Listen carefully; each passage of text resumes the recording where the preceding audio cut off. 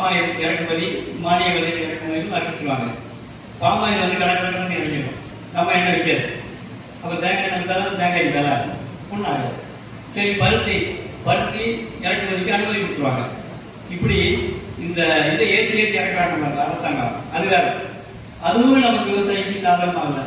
ஏன் அப்படின்னா, மூணாவது சிக்கல், விவசாயிகள் ஒன்றிணைந்து போராட்டம் பண்ணாங்க. அவங்களுக்கு அந்த போராட்டம் படமே இல்லை. பஞ்சாப்ல பார்த்தோம். இப்பதான் அண்மையில் ஒரு 2 ஆண்டுகளுக்கு முன்னாடி மிகப்பெரிய போராட்டம் நடத்தி இந்த மினிமம் சப்போர்ட் பிரைஸ் சொல்றாங்க, MSP, அதுக்காக போராடி எத்தனை விவசாயிகள் செத்தாங்கன்னு உங்களுக்கு தெரியுமா? புதுசாக ஒன்று சொல்ல போறேன்.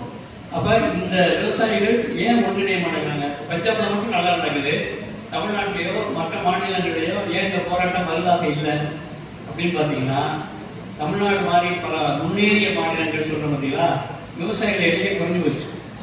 இப்ப அரசாங்கம் என்ன முடிவோட கொடுக்குறாங்கன்னா, 65% மக்கள், 65 விழுக்காடு மக்கள் கிராமத்திலிருந்து நகரத்துக்கு வந்தாங்க. நகரமயமாக்கத்துல முதலிடத்துல இருக்கிறது நாமளும், மகாராஷ்டிரா, கர்நாடகா.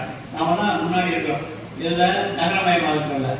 சரி, கிராமத்தை போய் பாத்தீங்கன்னா அந்த 35 விழுக்காடு இருக்கக்கூடிய மக்கள்ல கூட ஏதாவது விவசாயம் பண்ணாங்கன்னா இல்லை. அது பாதி பேர் வேற வழியில் பண்ணாங்க. நான் வேடிக்கையா சொல்லுவோம், நம்ம கிராமத்துக்குலாம் 2 வண்டி வரும் கிராமத்துக்குள்ள.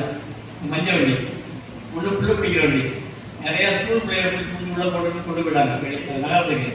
இன்னொரு வண்டி அங்கே வேற யாருக்கு இருக்காங்க, தொழிலாளர்களை பிடிச்சி கொண்டு போயிடுவாங்க. ஊருக்குள்ள போய் ஒரு மத்தியானம் பார்த்தீங்கன்னா, இப்போ ஒரு வீடியோ பண்ணிருக்காங்க பையங்க, நம்ம கல்லூரி மாணவர்கள். அது பார்த்தீங்கன்னா ஒரு கோஸ்ட் சிட்டின்னு சொல்லுவாங்கல்ல, அது மாதிரி கோஸ்ட் வில்லேஜஸ் ஆகுது. யாருமே நாளே இல்லை, ரொம்ப வயசானவங்க, உடம்புக்கு முடியாதவங்க, 2 பிள்ளைகளும் வெளிநாட்டில் இருக்குன்னு வச்சுக்கோங்க. வேற வழி இல்லாதவங்க தான் கிராமத்தில் இருக்காங்க.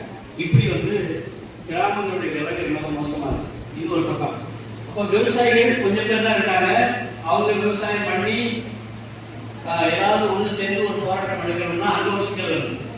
இப்ப நம்ம ஒருங்கிணைந்த தொழிலாளர்களா இருக்காங்க, ஆசிரியர்கள், அரசு ஊழியர்கள், மருத்துவர்கள், இவங்க எல்லாம் சேர்ந்து ஒரு போராட்டம் நடத்தி சிறைக்கு போறாங்கன்னு வச்சுக்கோங்க.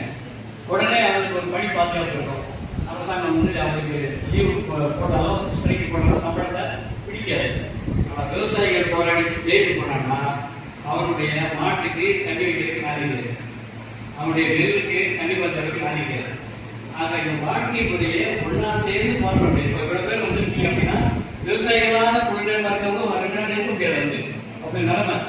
ஒரு நாள் வந்துடுறீங்க, இன்னொரு நாள் போயிட்டு வந்துடுறேன் அப்படிம்பாங்க. ஏன்னா வாழை கறந்து, நான் பல விவசாயிகளோட வேலை செஞ்சிருக்கேன், 30 ஆண்டுகளாக விவசாயிகளோட வேலை செய்யறேன்.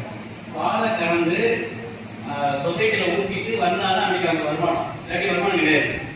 நம்ம கோவப்படுவோம், என்னங்க கடையில் வந்தீங்க அதுக்குள்ள ஓடுறீங்க, ஒரு செய்தி கேட்காம போறீங்க அப்படின்னு நம்ம வருத்தப்படுவோம், கோவப்படுவோம். அவங்க நிலைமை அதுதான். வாழை கறந்து சொசைட்டியில ஊத்துனாதான் அன்னைக்கு வருமானம், இல்லாட்டி அன்னைக்கு சாப்பாடு கிடையாது. இப்படிதான் நிறைய விவசாயிகளோட நிலைமை. அப்ப விவசாயிகள் ஒன்றிணைந்து போராட முடியாத ஒரு சிக்கல் இருக்கும்.